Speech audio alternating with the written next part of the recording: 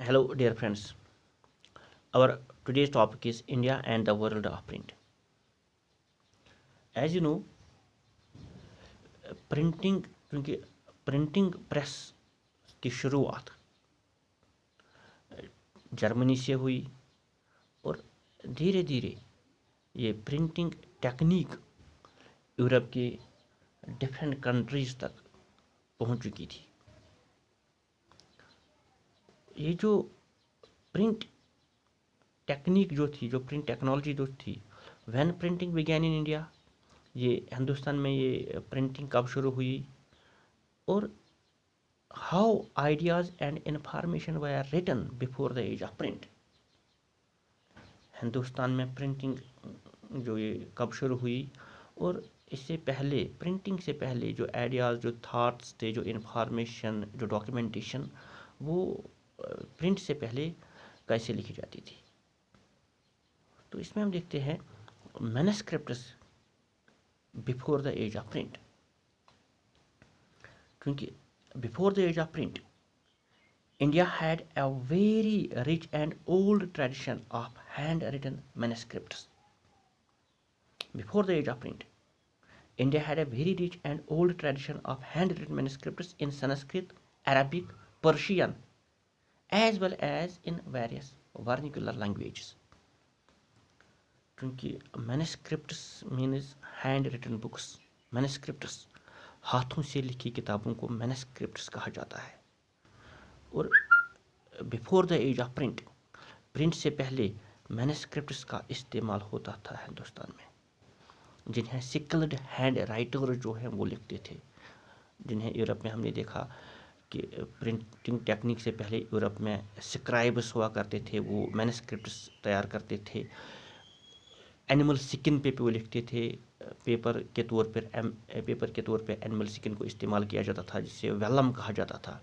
तो इसी तरह जो मैनस्क्रिप्ट्स, जो हैंड रिटन बुक्स, वो किताबें जो हाथों से लिखी जाती थी, हिंदुस्तान में भी इसका बहुत ही एक ओल्ड एंड रिच कल्चर था।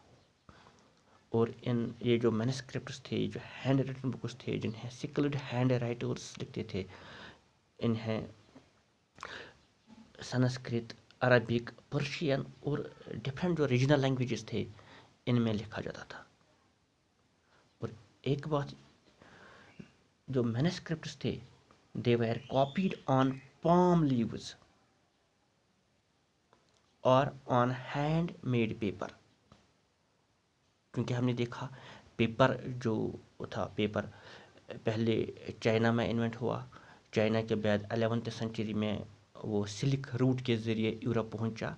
और हिंदुस्तान में पेपर आने से पहले जो मैनस्क्रिप्ट्स थे, वो पाम लीव्स का इस्तेमाल होता था, इन पे लिखा जाता था, या कभी कभी हैंडमेड पेपर का भी इस्तेमाल होता था।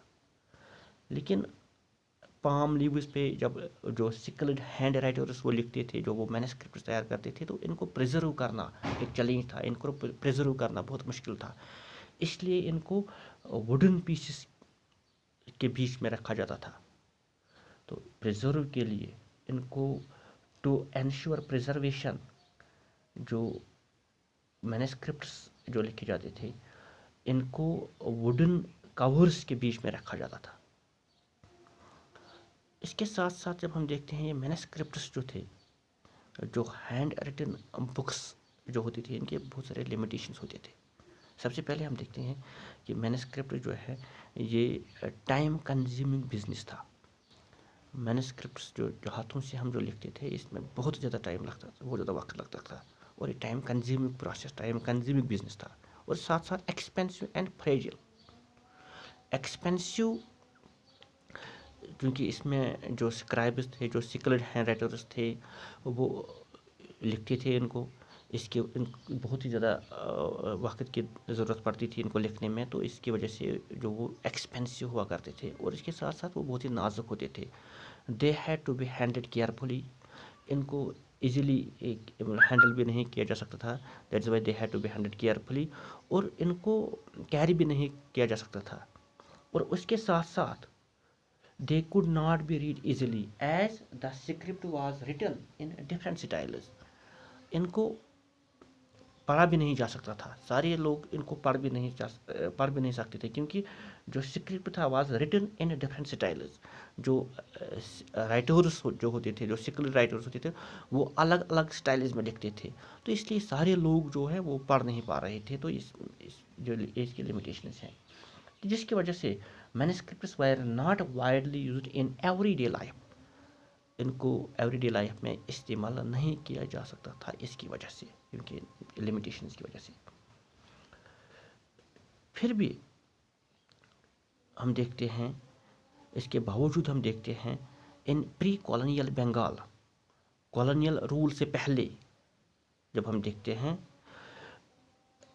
کالونیل رول سے پہلے، جب انگریزوں نے کالونی بنائی ہندوستان کو، بنگال کو کالونی بنائی، اس سے پہلے ہم دیکھتے ہیں Bengal had developed an extensive network of village primary schools. تو بنگال میں ایک نیٹ ورک شروع ہوا تھا ولیج پرائمری اسکولز کا، ہر گاؤں میں وہاں اسکول بننے لگے بیفور پری کالونیل بنگال، کالونیل رول سے پہلے. اور وہاں پہ کیا ہوتا تھا، جو وہاں پہ بچے ہوتے تھے، اسٹوڈنٹس ہوتے تھے، were often did not read texts, they read less. ان کو وہاں پہ ٹیکسٹس نہیں پڑھائے جاتے تھے. جو وہاں پہ جو جس چیز کی طرح وہاں پہ جو اسٹریس دی جاتی تھی وہ تھی رائٹنگ پہ. They only learned to write. وہ کتابیں زیادہ نہیں پڑھتے تھے، بہت ہی کم پڑھتے تھے، پڑھنا آتا تھا لیکن بہت ہی کم ان کو پڑھایا جاتا تھا. لیکن ان پہ جو وہاں پہ اسٹریس دی جاتی تھی وہ رائٹنگ سکلز ان کو سکھائی جاتی تھی. They only learned to write. جو وہاں پہ ٹیچر جو ہوتے تھے، teachers dictated portions of texts. Teacher ان کو ڈکٹیٹ کرتے تھے from memory and students wrote them down.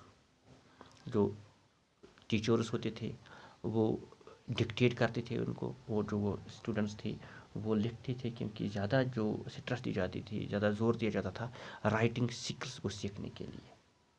تو اس طرح ہم دیکھتے ہیں منی پیپل، بنگال کی ہم بات کریں گے، دوسرے ریجنس کی بات کریں گے، became literate without ever actually reading any kinds of texts. تو بہت سارے لوگ ایسے تھے جو لٹریٹ بن گئے، جنہوں نے پڑھنا لکھنا سیکھ لیا without ever actually reading any kinds of ٹیکسٹس.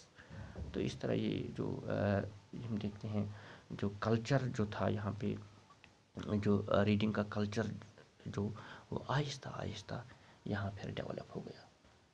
اس کے بعد ہم دیکھتے ہیں جو یہ پرنٹ جو ہے، پرنٹنگ پریس، جس کی ہم بات کریں، وہ کس طرح ہندوستان میں پہنچا، کس طرح یہاں پہ پرنٹنگ پریسز جو ہیں کتابیں پرنٹ ہونے لگی.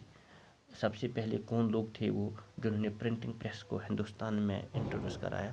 تو اس کے بارے میں انشاءاللہ اگلی ویڈیو میں ہم بات کریں گے.